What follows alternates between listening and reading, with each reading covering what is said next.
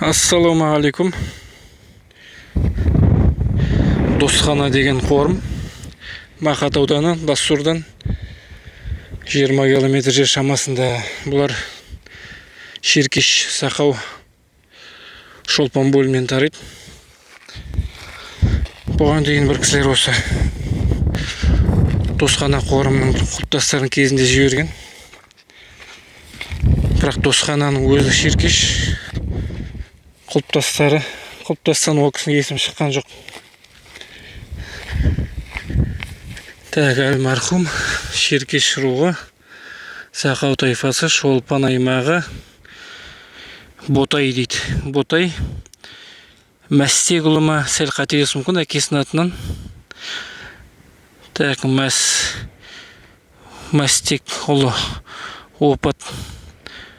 Тәгі 73 жасында дейді. Таңбас турасында 1893 жылда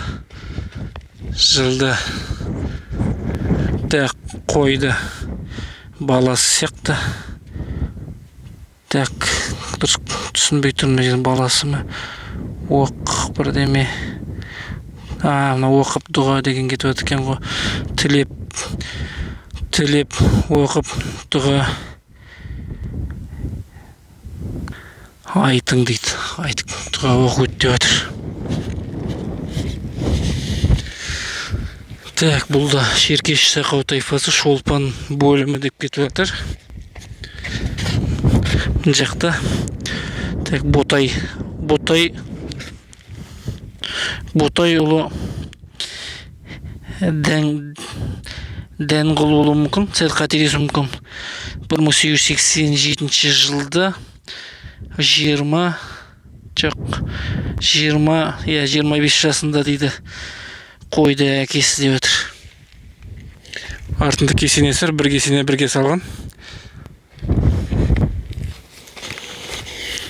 Так, бұнда Шеркеш Сақау деп өтір. Шолпан бөлімі деп өтір. Бірдеме көшер сияқты есен ұлы шығар. Дұрыс көрінбей жатыр мына жерде. Дұрыс көрініңкірмей тұр, үлкен құлпытас екен.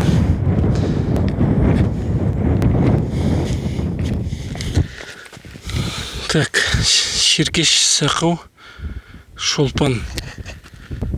Так, есен немесе есжан есімі сан жерім жүрілген. Мына жерде Шотай ұлы дейді. Шотайдың баласы опат. 30 жасында қойды, әкесі Шотай дейді. Алдыңғы жағында құлпытас Шеркеш Сақау Шолпан бөлімі. Енді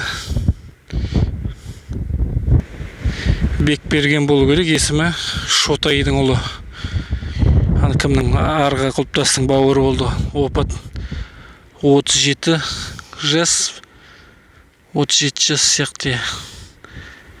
1879 бекен. Сөксіде болып тұр. Тәк жылда қойды баласы туа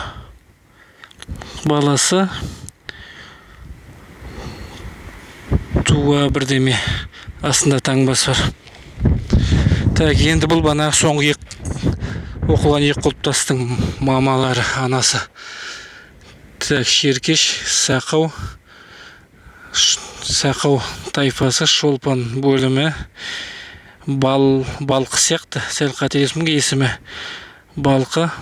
Шотай қалалы, опат 60 жасында 1879 жылда дейді.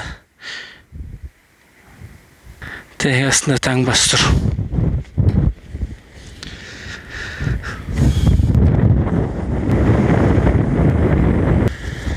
Жалпы бұл аймақ Шеркештердің мекен еткен жерлері екенін көрсетеді. Сонымен қатар бұл жерде шамамен 15-20 км жерде Бопылдық деген қорым бар. Бопылдық байдың қорымы, кесенесі ұрпағымен. Ол да Шолпан бөлімінен тарайды.